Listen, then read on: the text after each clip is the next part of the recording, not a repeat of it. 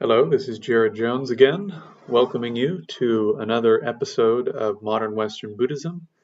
We're currently in a series that is on the Bhavanakrama, at least based upon the Bhavanakrama, which are the stages of meditation laid out by Venerable Kamalaśīla, as expanded in the work of Lama Tsongkhapa, who is the founder of the Gelag order of Tibetan Buddhism. That has been supplemented in a number of ways with scientific meditation research and resources from a whole host of other places. And so this part of the course is now starting to get into get out of, I would say, the introductory sort of things and bigger frameworks. What is meditation? How is it defined? And so on. And we've now moved into the practical side of meditative training. The first topic that we covered in terms of practical training is becoming fully informed. So you need to know what meditation is, what is the definition. In other words, what is it that you are trying to attain from the outset if you're training in meditation. So that's point one. In the traditional presentation, often that comes second, but I think that really in real life comes first. There's no chance you're going to want to attain meditation unless you know what it is. So secondly, there is overcoming the antidote, or overcoming the obstacles to meditation once you've started to really endeavor, or at least develop the strong desire, right, to attain this thing called meditation. So how is it then that one goes from a position where they have this desire to gain this thing called Samadhi, or the first jhana, or they have this desire to get this goal called shamatha, whichever term you'd like to use. The full definition of what meditation is was covered in the last two videos. So if you'd like to get your hands around that, please go to those two videos. So last time we started then talking about really the first major obstacle everyone faces when they're trying to train in meditation, which is that, frankly, meditation training really sucks. It hurts. Your legs hurt, your back hurts, your neck hurts, your shoulders. It hurts. And you feel weird stuff in your body. Your hands start to tingle, your feet start to tingle, your legs go numb. It's strange. Not only that, you find out pretty quickly that your mind is a mess, right? So you put your mind on your breath for like 2 seconds and then immediately it runs away. And so this is extremely frustrating. Unless you're a robot and you don't care about anything, for most people in the beginning, they go, wow, man, I thought I was a pretty focused, capable person. And yet, when I sit down, my mind seems even worse than it normally is. And what's quite entertaining about that is that if you read the great texts written by the great masters, they say, actually, this is sort of stage one of the meditative training process, right? You sit down, you start trying to put your focus on something, and you start to realize how out of control your mind normally is. And so, in the face of the difficulty of training in meditation, right? The pain, the frustration, the boredom, yeah? How is it that you stay motivated? Because all sorts of doubts are going to come up, yeah? First of all, because it hurts and it's boring and all this, especially at the beginning, you're going to procrastinate. So you're going to go, yeah, I can do that later. I was going to do 2 sessions today, but instead I'll just do the 1 session. So we can put it off. We can also be a bit embarrassed because, maybe our wife or kids or our coworkers or whoever, they're going, oh, you're doing this weird meditation, trying to reshape your mind. Yeah, I mean, it just sounds weird. And especially if you're training with a serious mentor or something. then it might start to sound a little bit culty from the outside. Oh, somebody's training you to reshape your consciousness. It starts to sound quite odd from the outside. So maybe you're embarrassed, and that embarrassment stops you from training in a hardcore way. Maybe you make yourself really busy. You might make yourself really busy immediately before a session, right? The session's coming, you start breaking out in cold sweats, and then you go, you know what, I'm just going to clean my house. The house really needs to be clean. I have so much work to do. And you just make yourself busy so that you will skip your session. Or in a bigger context, maybe you've been training for a couple of years, and this subtle thing starts to happen where you get yourself involved in a lot of stuff so that you make less time for the training. In other words, you try to squeeze your training into the smallest chunk of time possible so that if anything goes wrong, you won't do the training. In other words, you make yourself too busy. And then finally, there is called the laziness of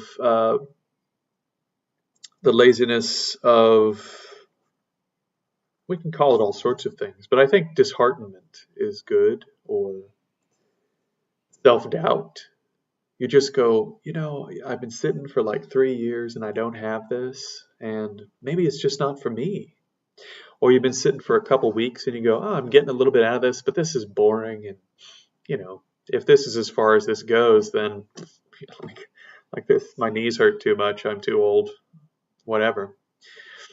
Or I'd much rather be out drinking with my buddies at 10 o'clock at night instead of sitting on a cushion in my room alone like some weirdo, right? And so the disheartenment starts to come up, and you go, great, maybe this is for people in caves and monasteries and stuff, not people like me in the real world. This is for someone else. In other words, it's not for me. So these are, in general, the lazinesses, including one or two that I've grabbed from other places. And then, of course, the most general type of laziness is you just don't feel like doing it. It's called the laziness of disinclination, or the disinclination to do virtue. And you just don't feel like it. Some kind of something comes up and you go, just don't like it, don't want to do it. It's not sort of a specific reason. You just go, I'm not really inclined to do that. Thanks. So how do you overcome this big mass, this black mass of laziness that is going to come up? It will come up. Your enthusiasm, if you're one of the people like me, in the beginning, the first 4 or 5 years, I was like, wow, man, let's get it. Right? That goes away. After, if you're lucky, maybe you have that for like 6 years, 8 years, that beginner's enthusiasm, but it will go away. And then what do? How do you stay motivated in the midst of having lost that initial, wow, this is so cool, so new. Enlightenment is like, oh, everyone tells me I can do it in this lifetime. And I read these stories, and there are like prostitutes and sesame oil makers attaining enlightenment in like 2 years. So when 8 years have gone by and you haven't attained enlightenment yet, and you still can't really keep your mind on your breath, now what?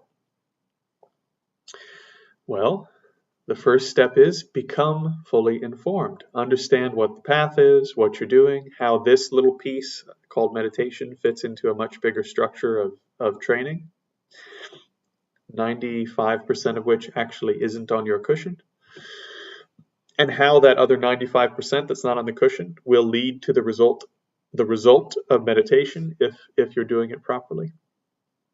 The big piece, though, is motivation.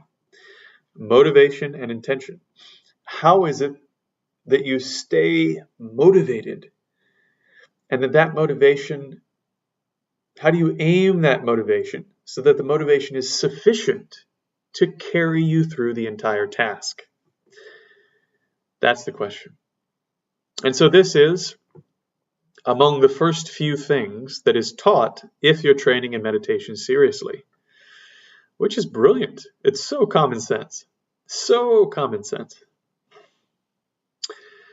Okay, so that covers most of what we covered last time. The only things that we should really go over again, I think, are really the definitions of motivation and intention. But I want to give you something a bit earthier than last time. It's a bit technical last time. So, in a bit more earthy way, your intent is what you're aiming at. It is the why, right? Or rather, it is the what, excuse me. The intent is what? What am I aiming at? What am I actually trying to do? And our intention can have multiple forks in it, right? What are you aimed at? What is the whole energy of the mind being directed towards? That's your intent, right? Second is motivation. Motivation is all of the supporting architecture of concepts and emotions that energizes the intent. Like many of us, probably over the years, have intended to eat healthier, or intended to get in better shape, or intended to quit our job and move to another country and do whatever. Why didn't we do it? Because the supporting conceptual framework, the supporting emotional framework that would have energized that intention and made it happen was missing, right? So how do you create this energized sort of framework in your mind that makes sure that the intention comes to fruition? There are actually all sorts of methods in the Buddhist canon. And we're going to go over maybe 4 or 5 of them. And they're not exclusive. You could use all of them. And really, they all kind of interplay together. And one of them is sort of the final one. One of them is, I think, is sort of the ultimate version. But I say that with some hesitancy because it's extremely difficult. And if you start with that one, I've just seen so many people basically do nothing because they've started with the most profound type of motivation and intention. So we'll cover that in this video today. And what else did we cover last week? We then covered sort of the general antidotes to laziness, right? So what does this motivating framework look like? Well, first of all, you need to understand what you're doing so that you have conviction that, yes, this is something real. It will really work. It will really happen if I put in the hard work to make it happen. Part of that is an intellectual exercise. You just need to know a bunch of stuff to the point where you're convinced this is real and it will happen and all this will work if you do it. The second one is human, right? Context, not content, context. You need to spend time around meditators. So the Buddha says, I believe it was Ananda. Ananda said, he was talking with some other mendicants outside the Buddhist system, and he came to the Buddha to ask some questions, and he said to the Buddha, hey, it's my impression that our comrades on the path and our mentors on the path, in other words, the people that we surround ourselves with, both our teachers and our training partners, that's half of the holy life. That's half of the training that we're doing. And the Buddha said, oh, Ananda, no, don't say that. Don't say that. Our comrades and mentors are the whole of the holy life. In other words, it is the whole thing to have appropriate support, human support, other people that are training just like you, supporting you, and teachers who have made it further down the path than you have, mentoring you and teaching you what to do and giving you advice. And that is the whole thing, not half the thing, not 10% of the thing. In other words, you can't just read a book and do this according to the people who have done this. Really take a minute to absorb that. Some of you may be watching this going, but there's nobody in my city doing this. There's nobody in my town, maybe even my whole country. There's only a couple people like me that are doing the training like this. That's fine. In particular, because of COVID, everything is online. Practically every relevant piece of guidance that you need can be gotten online. And I'm not talking about videos. I'm talking about there are online courses. There are teachers who have Facebook profiles and they're constantly going live through their, like Kalu Rinpoche, young Rinpoche in the Tibetan tradition. Like, he goes live on Facebook and he just answers his students' questions right there. He might as well be sitting in your living room.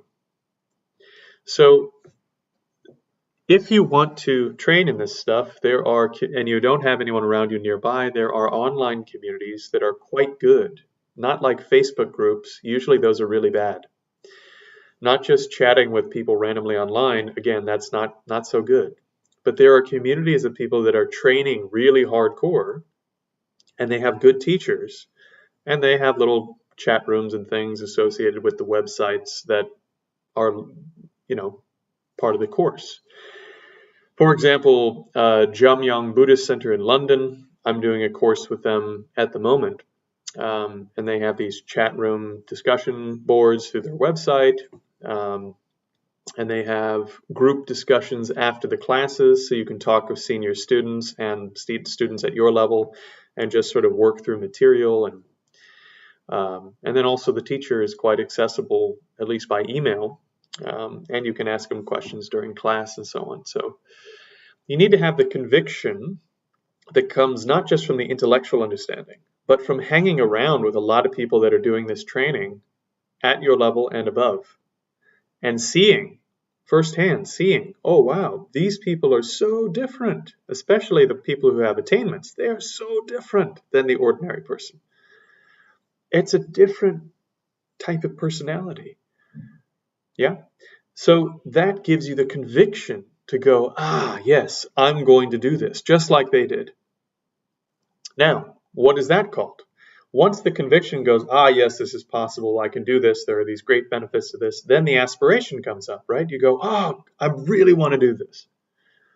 So you go from being convinced it's possible to going, I have to do this, I'm going to do this.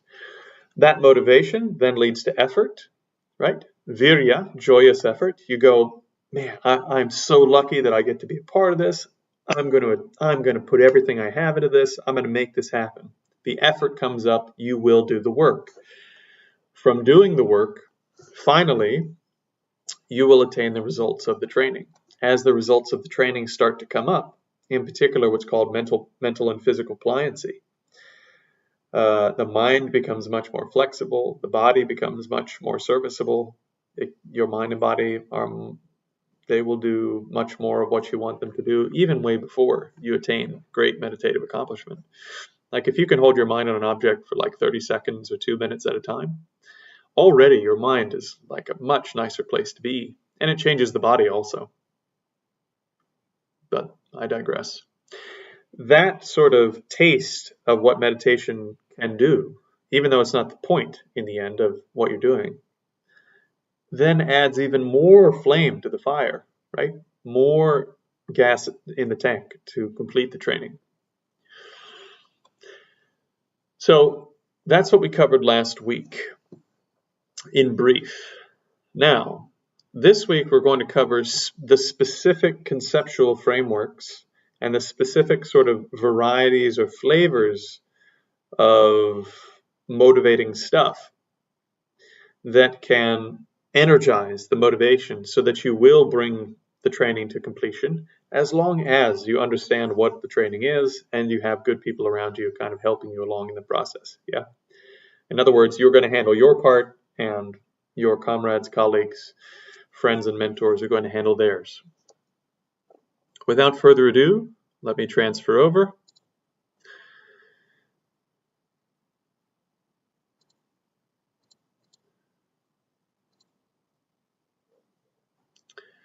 Okay.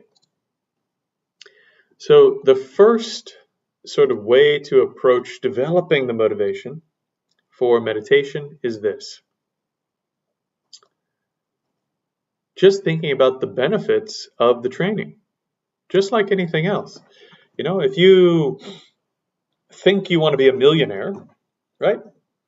And in a former life, I trained as a financial advisor.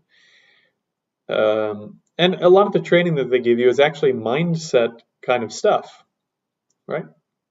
It's like, well, okay, you say that you want to make $200,000 a year. You really want to do that? Okay, well, if you really want to do that, think about the benefits. What could you do with $200,000 a year? Well, you could donate 100,000 of that to your favorite charitable causes, to the Buddhist causes, or Taoist causes, or Hindu causes, or Catholic causes, whatever you happen to be compelled by, the humanitarian causes beyond religion, that, oh man, I could take so much money and be of so much benefit to all of these things. In addition to that, think about how it would be of benefit to your family. Maybe even before that, to your practice. You can go to every retreat you need to go to in order to advance your training, with every High Lama that you need to engage with, or every teacher you need to engage with.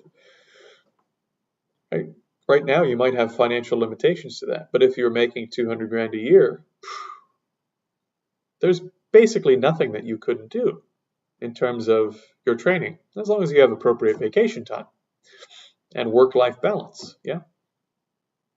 In terms of family support, you could send your kids to the best schools. You can make sure they have the best tutors. You can make sure they go to the best colleges. You can make sure that they have the best extracurricular activities so that they develop character and become real people instead of spoiled whatevers.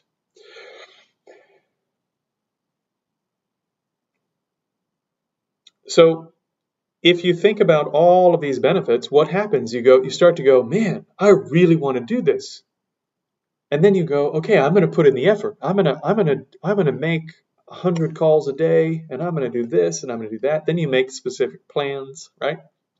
So when you think about the benefits of some condition, then you develop the motivation, you develop the effort, you put in the effort, and the results will come. Yeah? As long as there's not external obstructions, the results will come in time. So meditation training is exactly the same way according to Kamalaśīla. So what are the benefits of meditation? I'm borrowing these from a text on Mahamudra by Lama Yeshe, and he describes the benefits as follows. So he says, even without special insight, in other words, even if you haven't gained a direct realization into emptiness yet, he says the results of Samadhi alone, single-pointed concentration with all the characteristics we described in the previous video, are unbelievable, almost unimaginable. When we understand this, we realize how amazing the results are. We cannot help but try to develop it. There is no way we can become lazy. We will have so much energy and make great effort. We won't even worry about eating. I will explain some of the benefits. So, in the context of this text, he's talking about Mahamudra, which is the direct realization of the emptiness of your own mind, or the direct realization of the final nature of your own consciousness. And he says that this final state of realization is not possible without first gaining Samadhi, right? So, in other words, if you want the highest attainments of meditative accomplishment, you must first do this part of the work. You must first gain shamatha or samadhi. Now, of course, just this state is not enough. You must also do vipassana, hlatong. In other words, you must eventually do special insight meditation, but that's not the point of this course. One of the greatest benefits, of course, is that, according to the Buddhists, if you do training in samadhi, that you then have all the conditions you need prepared, right? Because you had to have the ethics and character to get the samadhi. So you're now fully prepared to meditate on wisdom. Through the meditation on the final nature of your own consciousness and the final nature of all phenomenon, you can actually liberate the mind from this cycle of constantly being reborn with these internal drives that are suffering and lead to further suffering. This is called samsara. So the primary benefit, the first benefit is if you want to attain liberation and enlightenment, which are two different things, right? Liberation is one thing, enlightenment is something that you have to do a bit more work for beyond liberation. But if you want the highest attainments of internal accomplishment, that Samadhi comes first. Yeah?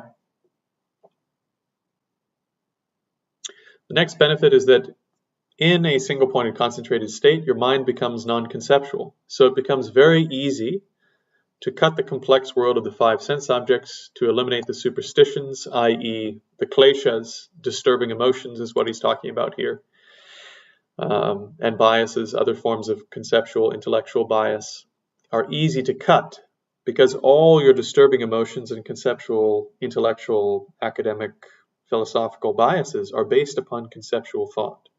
So when the mind can enter a highly lucid, non-conceptual state, you can cut all of these things, at least temporarily, which gives you incredible flexibility of mind, right? He says, in such a unified state, your mind becomes so subtle, so sharp, you can easily eradicate complex dualistic thoughts. And here he's talking about fundamental ignorance. You can touch reality. Here he's talking about sunyata, or the selflessness of persons and phenomena. Out of meditation, you can easily deal with your delusions, which are so light you can stop them immediately. So one of the great benefits is that even long before you attain full samadhi, even the first level of samadhi, your disturbing emotions and disturbing conceptual thoughts are so much more subdued in your normal life. So easy relative to what they used to be. Because you have a subtler state of observation from which to see all of this internal activity. And it's just like, it's like watching clouds go by in the sky. Because the nature of consciousness is like a non-physical, non-obstructive, empty space that knows. And within that completely wide open, expansive, empty space of knowingness that is the mind, there are these clouds of disturbing stuff and nice stuff that also is actually kind of disturbing that float around. And when you can touch the bottom, even for short periods of time, then just watching the clouds go by, it's not so bad. One can experience bliss and joy that do not depend upon external conditions. In the subtle state of concentration, you experience bliss, ecstatic bliss, just naturally. The more concentration you have, the more integrated you are, and thus the more rapture, the more bliss you experience. In the beginning, the bliss you experience is physical, which is the grosser level, or the more coarse level, the more obvious level, we could say. But as your concentration deepens, as you throw off the layers of blankets of grosser consciousness, and here he's talking about your senses, right? As the five senses begin to shut down and you begin to experience mind by, we could say, almost by itself, right? You experience bliss exclusively at the mental level. This is because you've stopped perceiving the objects of the five senses. You have closed the door to superstition, i.e. your disturbing emotions are temporarily turned off, at least at the level of the disturbing emotions that arise specifically because of the information coming in from the five senses. And all contradictory concepts have disappeared. In other words, all of these basically all of your normal sense of who you are, what you've been through up until now stops for a period of time. And so you get to have this completely clean experience of just knowing something, your selected object of meditation, just knowing that. And that's it. Your mind is now crystal clear. Taking just a moment for those who don't have a lot of experience in meditation to describe what's going on here. Most everyone has some experience where they've played a sport or been in theater or driven a car. And because they were really engaged in dancing on stage or singing on stage or acting on stage, or because they were listening to the radio and their favorite song came on, that some of the other information from their senses stopped coming in, or at least went kind of gray, right? Like you heard this song on the radio and you went, oh, or you maybe the radio is a little old school now, but you put your favorite song on your streaming service, and because the music is so great, you blow right through a stop sign. Because your vision was a little bit gray, right? Or you're playing a sport and your parents are screaming at you from the bleachers, but you don't hear any of it. Or you hear it, but it's kind of gray. It's almost like it's really far away. So as you focus on one thing, everything else starts to gray. And the harder you can focus, the more gray it gets. If you can focus with perfect stability of mind, this is why the term Samadhi means to collect together, right? So right now your mind is very busy because it's busy making visual images and sound images and taste images and smell images and tactile images and conceptual thoughts all at the same time. When you collect all of this together and put it on one point or one image or one sensation, everything else stops. So you will not see anything, you will not hear anything, you will not taste anything, you will have no tactile sensation, and whatever the last one was, and there are no conceptual thoughts. The separation between you and other stuff is also a conceptual thought, right? We know this from cognitive psychology. This is a simulation your mind creates. That's what you're sitting in. You're sitting in the simulation, not the environment. And so the separation between you and the simulation, between the mind, the subject, and the object, is just a conceptual division. When that conceptual division stops, it seems unified, which is yoga, unification, union, non-duality, not two, right? This isn't mysticism, it's just common sense. If you get rid of the conceptual activity that divides stuff up, then it seems unified until that conceptual activity comes back. So, how to say?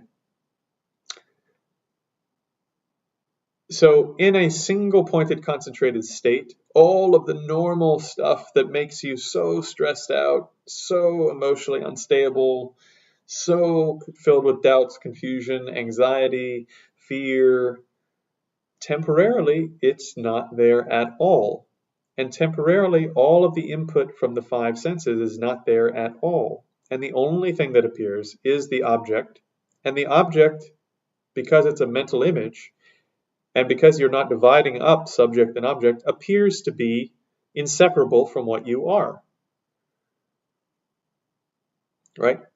Because it is.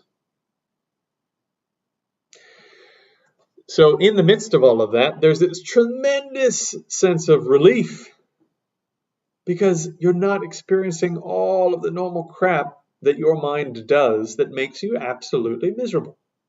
Temporarily, all of that is completely dormant. Right? So, because of all of that, there's like this unbelievable sense of relief and joy and bliss that comes up. And, at least according to the great meditators, it's not simply a mental feeling. There's a physical feeling where the whole body feels like rapturous. And then, because of that, there is this physical pliancy that emerges. In other words, the body itself becomes very limber and useful and much more functional than it was.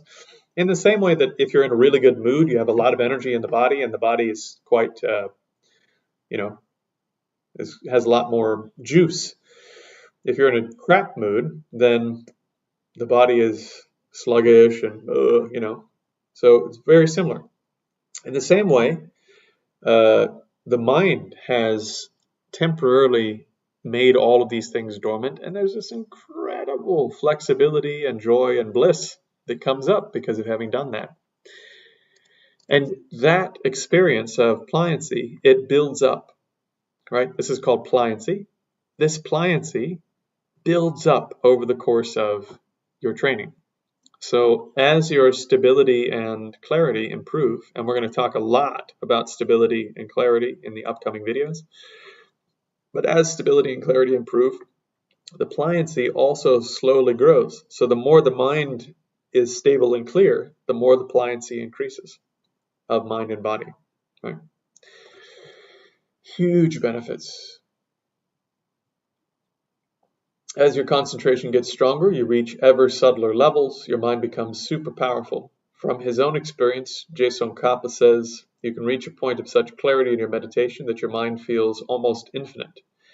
Your mind is so clear, so sharp, it's as if you can distinguish all the subtle physical energies, i.e., you'll think, oh, if I were so inclined, I could count every atom in the universe.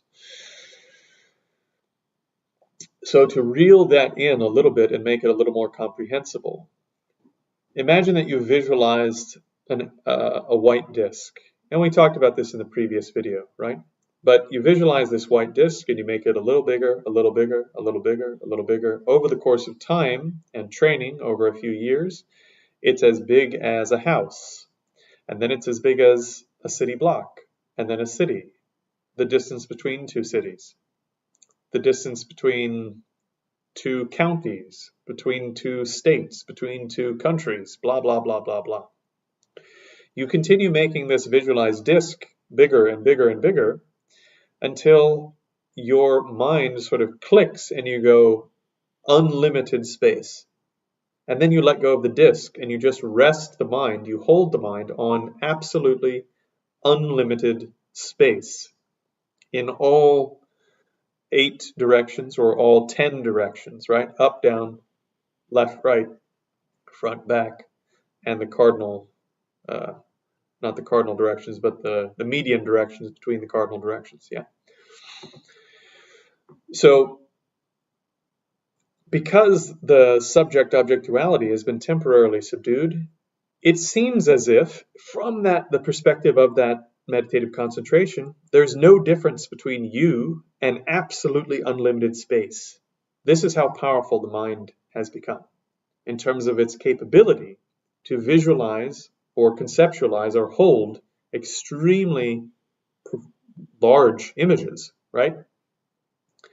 So this is an incredible point when you consider this. Most people cannot validly in their mind conceive the distance between, more than like a football field or two.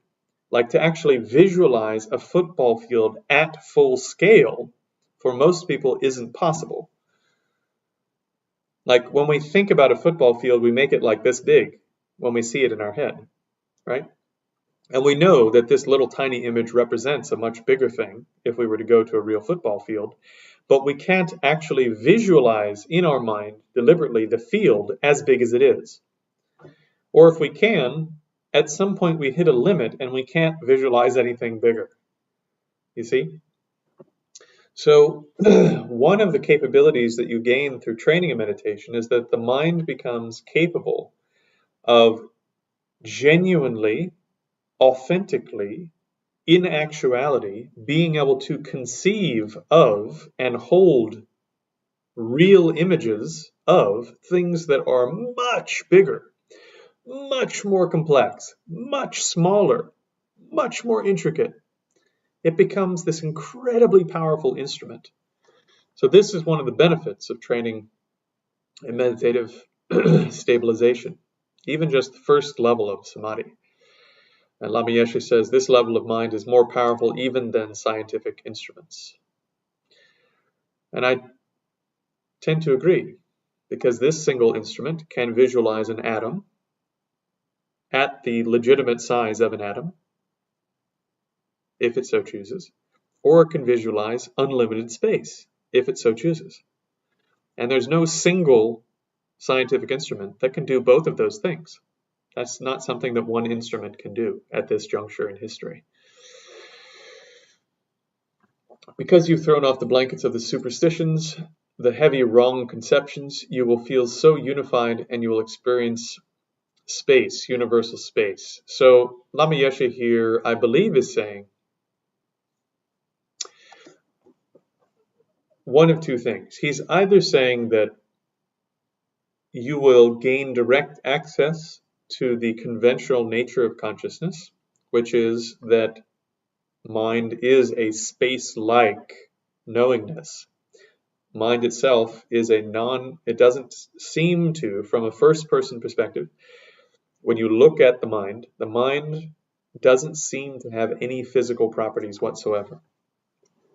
It seems to be not have a particular location. It doesn't seem to have a color, a shape, a size, a smell, a taste, a tactile sensation, and so on. It seems to be completely unlike physical stuff. And it knows. So it's almost like completely empty space that knows. And what can it know? It can know almost anything. So it's non-obstructive to knowing anything that appears, which is really, really fascinating when you look at it from the first person, when you actually look at it internally.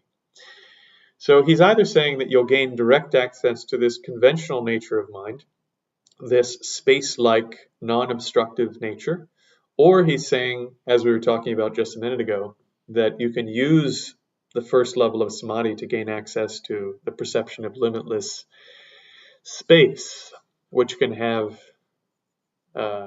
be very, very useful for other types of training. Won't liberate you, but it can be very useful for other types of training.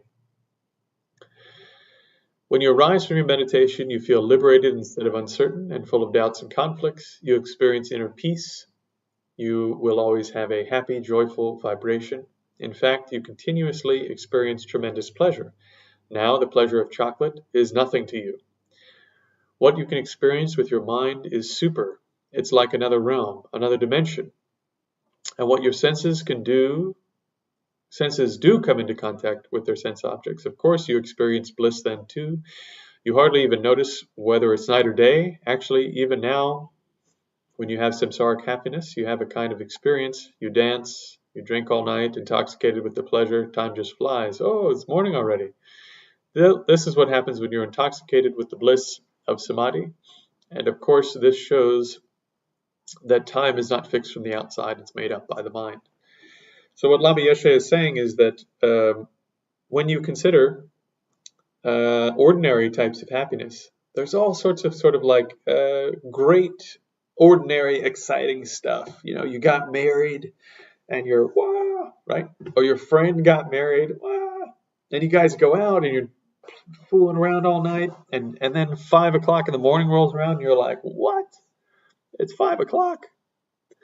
In the same way, because of the bliss, the overwhelming bliss of the first meditative concentration, that you do maintain, and there's actually scientific data on this, it was covered in the previous video, you will maintain some of that bliss even when you're not actively engaged in a seated session of meditative concentration once you've attained it, right? We actually have scientific verification for this now. So that bliss and flexibility is then there all the time, right? All the time. It's accessible to you as long as you keep maintaining it and doing some training to keep up that level or make it deeper. So he's saying that even your ordinary life, like I know of at least one meditator, but I've read of a couple of other meditators who, when they first got a little bit of taste, not even a complete taste, but a little bit of taste of Samadhi, they were eating a rice cracker, this guy said. He was eating a rice cracker, and he took a bite out of it, just a plain, with nothing on it, not even salt, it was just plain, popped rice. He took a bite, and he said it was the most delicious thing that he had ever eaten in his entire life. And it was so good that in the middle of this silent retreat, he just burst out laughing, like full-on gut laughing. And everyone just turned and looked at him like, what's wrong with this guy? Oh, but why? Why did that happen? Because he had gained access to a little bit of what mind is like when all of the disturbing emotions and disturbing conceptual activity isn't there. And when the mind is in that position, the things that appear to the senses, taste, smell, touch, whatever, they appear in a nice way. They appear in a much nicer way than they do now. So this has a profound effect, even on your ordinary sense of what's going on and how nice it is. When you're out of meditation, the heavy energy of your body vanishes. Your body feels like a brand new body. You feel so light, almost as if you could fly, almost as if you had no body at all. To some extent, you can see this in your ordinary daily life. When your mind is satisfied, your body feels light, doesn't it?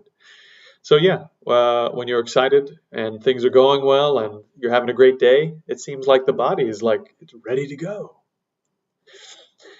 There's quite a bit of discussion of this point in the internal arts community and in Taoist communities as well, because actually the physical body changes quite a bit when you attain Samadhi, because the mind and body are deeply connected.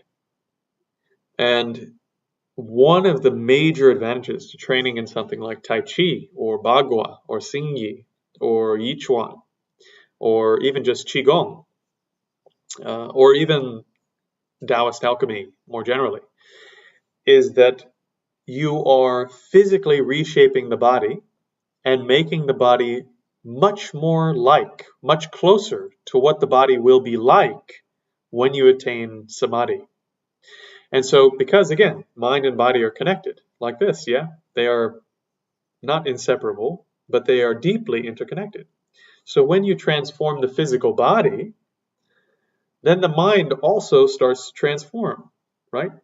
So you can go from the mind work to the body functioning in a different way, or you can go from the body functioning in a way that's closer to how it will function when the mind has already been transformed, to the mind being transformed, right? There's also a middle part where you're working with chi or prana or kundalini or these sorts of things, which actually has an effect in both directions. If you work with those things, it transforms the body and the mind, right? And so there are some paths or some technologies where you work with all three. You work with the body, you work with sort of the movement of the mind through the passageways in the body, which is, for lack of a better term, I hope some of my teachers and things will be generous when they hear this, but this is sort of an abbreviated explanation of chi, prana, and then on the mind side, right? So you can work with all three of these pieces towards creating one outcome. Then things happen very, very quickly because you're attacking the same issue from all angles. Yeah. One sleep becomes like meditation.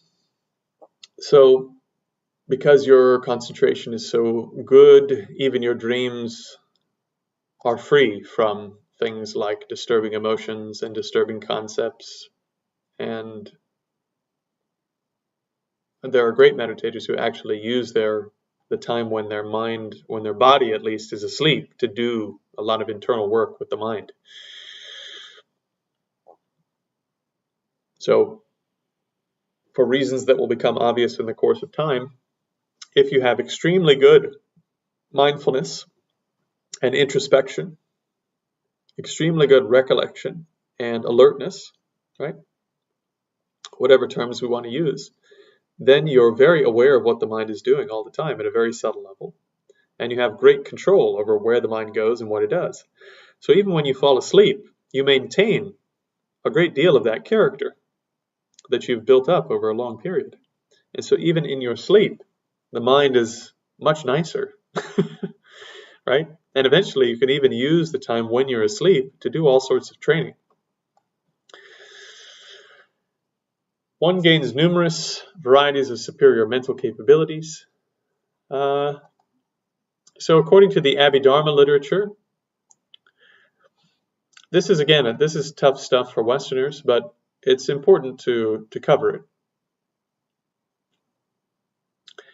In brief, if the mind is as it appears in meditative concentration, the mind appears from a first-person perspective. When you look at it directly, mind on mind, it appears to be a non-physical thing, right? I have a lot of arguments that support the mind probably being a non-physical thing. I have probably 200 pages on that subject. There is excellent argumentation for this, and there's excellent, actually, scientific data. There's very good data indicating, not proving, but indicating the mind is probably non-physical. We can talk about that another time. That being said, if the mind is non-physical, then the more the mind can be temporarily sort of not so caught up with what is going on with the five senses, then the higher the possibility that the mind will be able to, in its sort of more spacious kind of manifestation, in its more space-like pure consciousness manifestation, be able to do things that are beyond what the physical body can do. Like what? Well, in your mind right now, if you visualize an apple, and it's a red apple with a green leaf and a brown stem, so you see this apple in your mind. The mind doesn't need eyeballs to see the apple. If you flick the apple in your mind, for most people, flicking this apple will make a sound, like a dull thudding, flicking an apple sound. You didn't need a hand to flick the apple in your mind. You didn't need an ear to hear the apple sound being made. If you smell the apple, it smells like an apple, if you have good visualization. If you bite it, it tastes like an apple, and it has a crunch like an apple. And you smell it and taste it without a nose and without a tongue, and you took a bite without any teeth. And if you reach out and grab it, it has a sticky, tactile, sort of waxy sensation like a normal apple. So the mind doesn't actually need the ordinary five senses or the body in order to interact with, at least from what you can see right now, to interact with conceptual images. The Buddhist argument, based upon the meditative experience of great meditators, is that that capability actually extends beyond conceptual image. That with sufficient meditative training, getting the mind away from the ordinary five senses, right? Being able to rest in states of pure consciousness for extended periods, that the mind then sort of breaks free temporarily from some of the limitations of the body, and it can directly look at stuff that's going on in other places. It can directly know what other minds are doing. So it can know what people are thinking, what they're feeling. It can interact with objects that are quite a distance away. It can interact with teachers and mentors and Buddhas and other beings who no longer inhabit a physical form. So you can receive instructions from beings who are operating in quite a different way than people like us, stuck in a big sort of meat suit made out of protons, electrons, and neutrons and the four forces, right? So this is, once again, one of the incredible benefits, say the great yogis, say the great masters, of training in meditation. In addition to this, you will, they say, right now there's sort of like an obstruction to you remembering even everything from this lifetime. For most people, their memories don't start until after 3 years old somewhere. Some people can remember before that. Like I've met a couple people who have memories that start in the womb, actually. But what the great meditators say is that as you get all the ordinary conceptual activity out of the way, as you get all the ordinary activity of the five senses out of the way, that you can access your memories in a much more profound way, almost like walking into a 3D recreation of your memory. So you can, if I had that capability, which I don't, 10 minutes from now, I could drop into this memory and it would be just as real as me sitting here now talking to you through the computer. It would seem just as vivid. All the tactile sensations, smells, tastes, blah, blah, blah, would all be here. And that type of complete recall goes back to past lifetimes. It goes through the womb, it goes to the previous birth, to the birth before that, and so on and so on, to some limit, right? Depends on your capability. They say, oh, you get 50 lifetimes or 100 lifetimes at first, and then that expands. As you train, it goes to 1,000 lifetimes and 10,000, 100,000 lifetimes, and so on. And as that expands, well, now your understanding of things like karma, for example, become much more experientially profound because you can see the pattern. Oh, I did all this for like 3 lifetimes, and then for like 20 lifetimes after that, I experienced this stuff because of these things that I did, and oh yeah, and then that sort of ran out, and because that ran out, I became this other thing, and so on and so on and so on. So this is where the idea of karma comes from. It doesn't come from someone's philosophical speculations. It comes from great meditators looking at thousands of lifetimes with perfect recall and seeing the patterns emerge. This is why this is such a pervasive idea.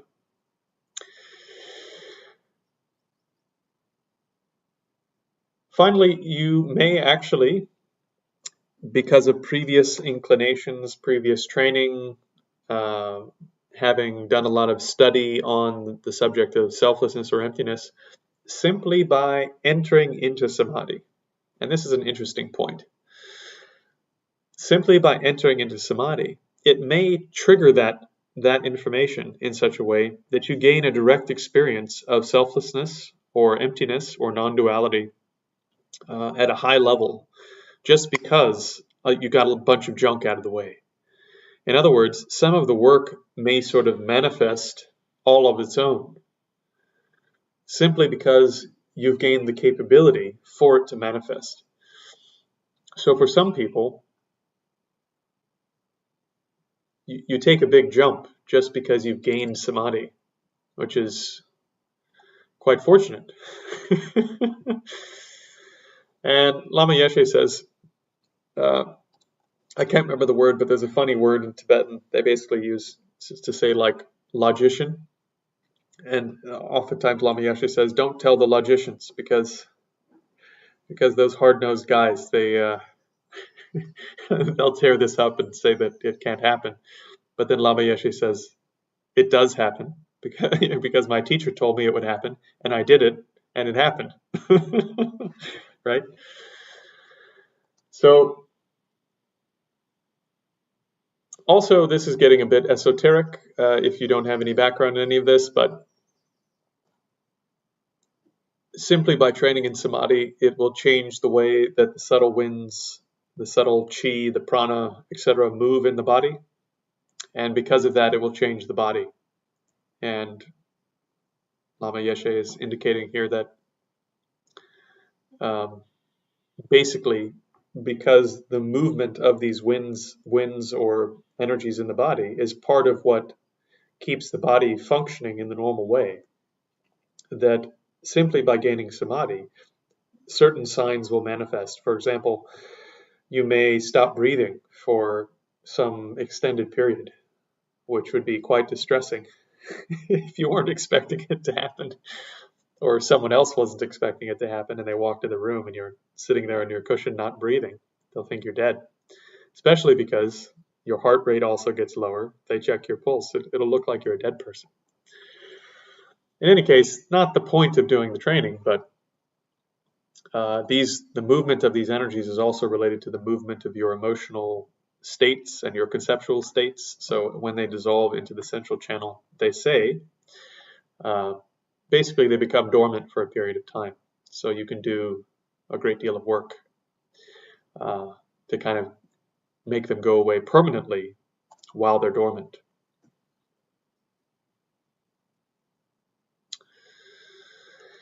Finally, he says, not only is all of this possible, but you can actually do this. And this is an important point. It would be one thing if you couldn't do it. Somebody else could do it, but you can't do it. And Lama Yeshe says, no. Importantly, you can do it. Why? Because we're basically creatures of habit. Anything we practice, we become. If you spend a lot of time getting angry and you practice anger, then you'll be more angry later on. If you practice patience and you spend a lot of time thinking about the benefits of patience and really trying not to react to your own anger and planting the seeds of patience and sort of tolerance over and over and over again, you become patient and tolerant. Because we're creatures of habit, if you place the mind again and again and again and again and again in the right way, with the right motivation, on some object of meditation, eventually the mind will gain a state of samadhi. It will, period. It's cause and effect. So what do you need to do in the meantime? Get highly motivated and then get yourself out of the way. Doesn't matter how long it takes, doesn't matter what problems come up, doesn't matter how much it hurts temporarily. Don't injure yourself, but none of that matters. As long as you're creating the right causes, the result will come, period. Because we're creatures of habit. As a matter of fact, we are just a mass of habits floating on top of an ocean of pure consciousness. So first, we need to get the right habits. And that will give us access to what's going on underneath. The first really good habit is having ethics. The second really good habit is having the type of character that can get a lot of hard work done. And the third really good habit is concentration. The next habit is selflessness. And then directly seeing what the nature of this mind is for yourself in a meditative state. And doing that over and over and over again, eventually you don't need habits anymore. You're just getting rid of the stuff that made you have bad habits. And so you become extremely functional. And not because you have certain habits, but because you're getting all the junk out of the way, right? So in the end, you're getting rid of the habits, but first you need habits. So in brief, if we're going to summarize, gaining samadhi will counteract your wild, distracted mind, which goes in all directions, utterly out of control. This undisciplined mind will cause you to constantly engage in unhelpful activities. And your disciplined mind, instead, will go where you want it, when you want it to, and for as long as you need it to be there. This unlocks absolutely unlimited possibilities for you to engage in constructive and beneficial behaviors, and for you to transform your own character, and for you to see how things really are. The attainment of stabilizing meditation, samadhi, is one of the indispensable causes for liberation and enlightenment. Without stabilizing meditation, there is no liberation or enlightenment. So you must do this part of the work. Long before full awakening, samyak sam bodhi, right? Long before that, stabilizing meditation will make your mind a way better place to be. Way more pleasant. It will fill the body with bliss and energy, right? The body will be capable of doing a lot of work without a lot of pain. And the mind will become much lighter, much more flexible, much more capable. The mind will have much more energy. You'll need less sleep, right? Do not artificially stop sleeping, but if you train hard in meditation, you will naturally sleep less because you just don't need the sleep. Finally, the full direct realization of the nature of reality, emptiness, is only possible with a combination of stabilizing meditation, samadhi, shamatha, and analytic meditation, vipassana, or Laton in Tibet. The realization of enlightenment is only possible through the realization of the nature of reality. So seeing the nature of your own mind and seeing the final nature of all other phenomena. Therefore, a realization of stabilizing meditation is a fundamental, indispensable precondition for the elimination of all problems. Huge. Supernormal capabilities like clairvoyance, clairaudience, reading other people's minds, remembering past lives, and so on, a whole host of benefits, they say, can be generated by training in Samadhi, for the reason that when you gain direct access to consciousness and what the mind is, because it's non-physical, it can do all sorts of interesting things that are beyond the limitations of what a physical body and a squishy mass of gray and white matter in your head can do. Again, according to the great yogis. Okay, well, I think that's probably enough for 1 week. Next week, we will look at Maitreya's approach to motivation.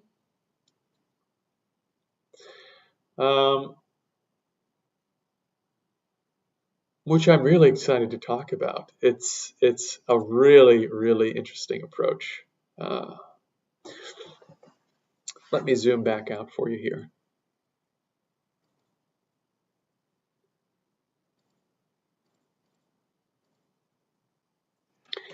So, thank you for tuning in to another episode of Modern Western Buddhism.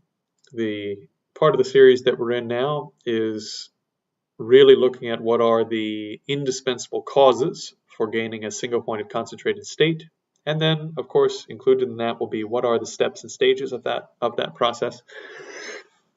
And in brief, up to this point, we have covered what is meditation, what's the definition, what is sort of the first set of obstacles you're going to encounter in the process. The first set of major obstacles is that you just don't want to do the training. And so the solution, the main antidote is, main antidotes are understanding what it is you're trying to do and becoming highly motivated to do the work. One of the contributing factors is having a community of people around you who support the activity, who are trying to do the same thing, and having teachers who can give you personalized advice as things come up. As per the usual, I want to remind everyone that I am not one of those teachers. I am simply an older brother on the path who is, like you, struggling to train hard, struggling to study hard, struggling to gain a state of Samadhi so that I can be of more benefit to others. These videos are supported by the contributions made by people that watch them. I have a Patreon page in the link below. The money from that goes towards making these videos. It goes towards supporting my personal practice and my academic work that's also related to my personal practice. So when I need to buy texts, if I need to go on a retreat, if I need to pay for a Buddhist course, that's what those funds go towards. In addition, when I want to make a donation to a Buddhist cause or a humanitarian cause related to the world of Buddhism, the first pool of money that I turn to is the supporting donations made by the people that watch these videos. So any contributions you make are quite meaningful in both of those regards. In any case, though, I'd also like to remind you that this is not an attempt to convert everyone to the Indian Mahayana filtered through the Tibetan tradition, nor is it an effort to convert everyone to Gelug Buddhism. The idea and the hope is that you will take what you've learned here and bring it into whatever it is you're already doing. If this helps you train as a Taoist, great. If this helps you train as a Christian contemplative who's doing contemplative practice in the mystical Christian tradition, great. If this helps you become a better Sufi, wonderful. If it helps you do better Kabbalah, very happy. If this helps you do your Thai forest tradition training in a more robust way, fantastic. If you'd like to do more Chan, more Zen, blah, blah, blah, all of this is extremely beneficial, I think, no matter what tradition you're in. So train hard with your current tradition, train hard with your current teachers. There's no reason to switch to what I'm doing. This is just meant to support what you're already doing. Thank you again for tuning in. Thank you for your time and energy and support. If you have any questions, reach out to me on YouTube or on Facebook. I'd be happy to answer any questions you have. If you'd like to get the notes for the course that I'm using as the sort of base to talk about all this material, I'd be happy to share that with you and answer any questions about the base material as well. Thank you for tuning in. Have a wonderful day.